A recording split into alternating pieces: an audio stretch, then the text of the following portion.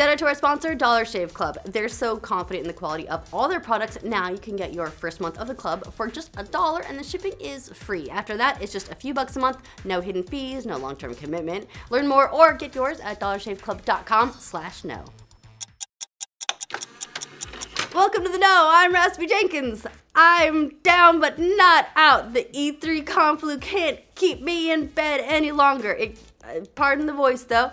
I'm a little bit still recovering, but I'm also on tea with honey, which is basically like makeup for the voice, so let's do some news! Visceral's long-anticipated new Star Wars game has been under lock and key since last year's E3. It was totally missing from the show last week, but some possible details about the game's plot have allegedly leaked. Now, these leaks come from Making Star Wars, which says they've heard reports about the story of Project Ragtag, the working codename for the game. According to Making Star Wars, Ragtag takes place between A New Hope and Empire Strikes Back and stars Dodger, a roguish character from Alderaan on the run from the Empire. The game centers around him trying to get his name off the Alderaan survivors list, which sees him working for Jabba the Hutt on Tatooine. He eventually learns some shocking truths about the Empire's plans, probably that they're building a second Death Star, and has to confront that head on. So, roguish character on Tatooine trying to stop another Death Star with Jabba the Hutt. It's like Star Wars Mad Libs at this point. Now we'll have to wait on more details to find out how much of this info is even real, but yeah, we'll see. I kind of hope that's not entirely the case. I'd like to see them divorce themselves a little bit from some of the mainline movies and explore more of the universe rather than just connecting the dots, but we'll see what we get. Now, we've got confirmation for the Steam summer sale dates after a few weeks of rumors. PayPal has once again confirmed through a promotion that you can start emptying your wallet to the PC gaming gods as soon as tomorrow. PayPal also broke the news on the last few Steam sales, accidentally, kind of, or maybe not so accidentally at this point because it's pretty much where we learn about all the Steam sale dates now. So the information, pretty reliable. Based on their new promotion, the summer sale will last through July 5th, so that'll give you a few weeks to get those discounts. No word on what will actually be on sale yet, but come on, you pretty much know what you're buying at this point, right? Everything! Now, after quite a bit of teasing in recent weeks, we finally know what Sega's mysterious Sega Forever project actually is. The company put out a new announcement trailer today, revealing that it will be bringing a free collection of retro games to mobile phones. The first 5 games launch tomorrow: Sonic the Hedgehog, Comic Zone, Altered Beast, Kid Chameleon, and Fantasy Star 2, with more coming every 2 weeks. Each game will be free at launch, plus it'll have cloud saves, leaderboards, and even controller support. Now, if you're wondering what the catch is and how Sega plans on making money off of all this because the games are being released for free, you can pay $1.99 to turn the ads off. So, good work, Sega. Now just get some road rash on there, alright? Gotcha. Now, Halo 6 was another E3 no-show this year and will continue to be a no-show for quite some time, according to some new comments from developer 343 Industries. In a new blog on the company's website, writer Jeff Easterling shared a bit more about the timeline for the next Halo sequel. Easterling wrote, "While there's little to nothing that can be said on that front, it's been made clear that we won't be talking about Halo's next major title for quite some time, and no, that doesn't mean Gamescom or PAX. Trust us, when we're ready to begin pulling back that proverbial curtain, you'll know it won't be soon." Now, considering we just recently passed the 2-year anniversary of the release of Halo 5 Guardians, the Halo faithful are no doubt starting to get antsy, at least to hear something more, but get ready to wait. That sounds like it's gonna be quite a while.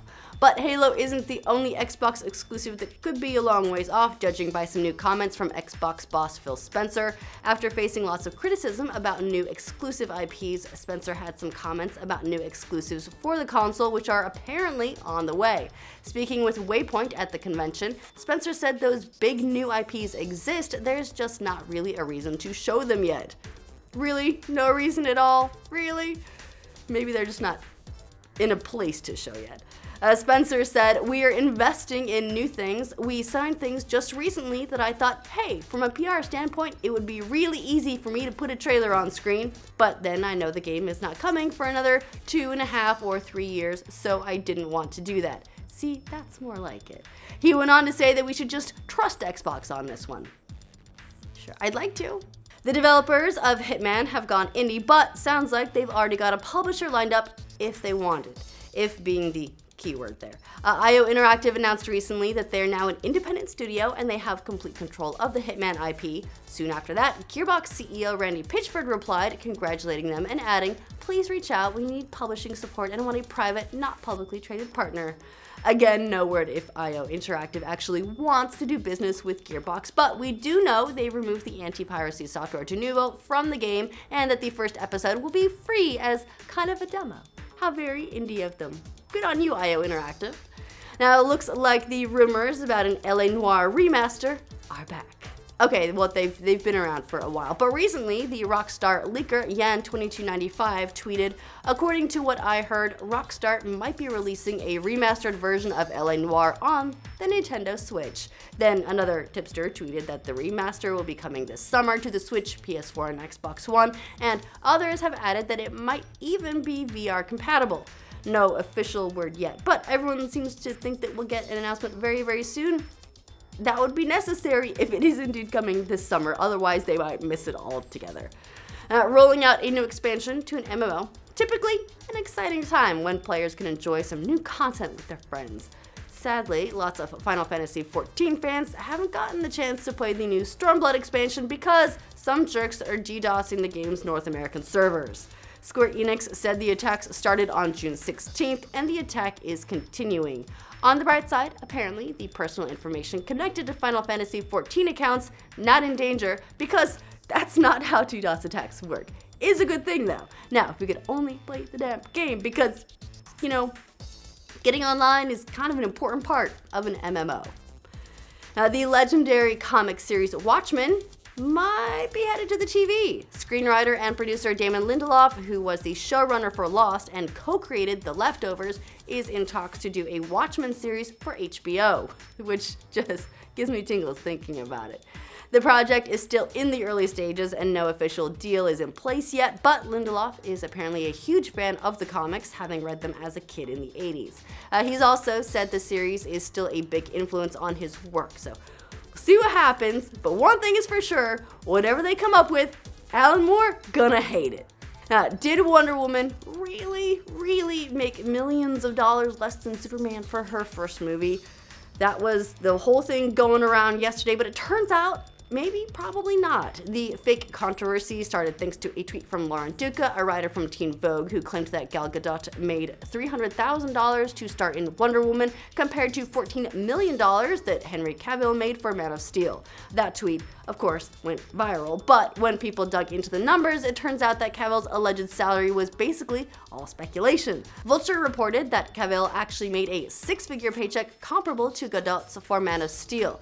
And if you're wondering how other superheroes did in their first movie, Deadline reported that Chris Evans was paid around $300,000 to star in Captain America: The First Avenger, and The Hollywood Reporter said that Chris Hemsworth made $150,000 initially for appearing in Thor. So yeah, while the gender pay gap is real, it looks like maybe not so much the case here, and we can look forward to Wonder Woman making oodles and oodles of money in her future appearances if Iron Man is anything to judge by.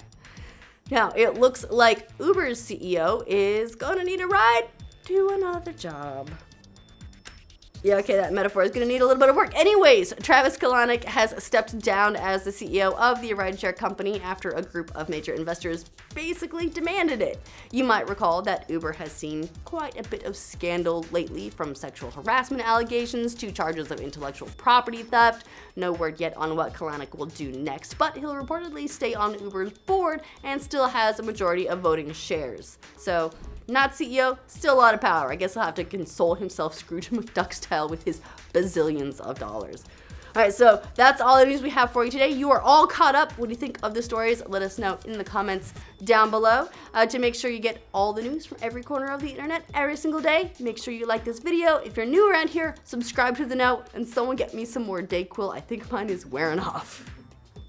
Thanks to Dollar Shave Club for sponsoring this update. DollarShaveClub.com delivers amazing razors right to your door, so you don't have to keep using the same dull razor because it's a pain to get them from the store and they're probably locked up anyway, and then you have to get a store person to come and they have to unlock it for you just so you can get some new blades. What is up with that in the first place? Or or you just forget, or you just don't even want to deal with it, so you have one, then it just starts like growing its own ecosystem, and it might be sentient by now.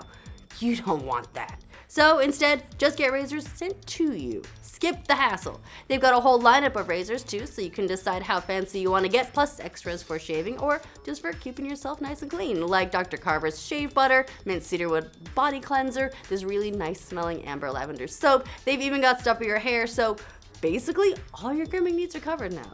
Dollar Shave Club is so confident in the quality of all their products. Now you can get your first month of the club for just $1, and the shipping is free. After that, it's just a few bucks a month. There's no long-term commitment, so you can cancel whenever you decide to try for the sweet, sweet beard. No hidden fees, no reason not to do it. Get yours at dollarshaveclub.com/no.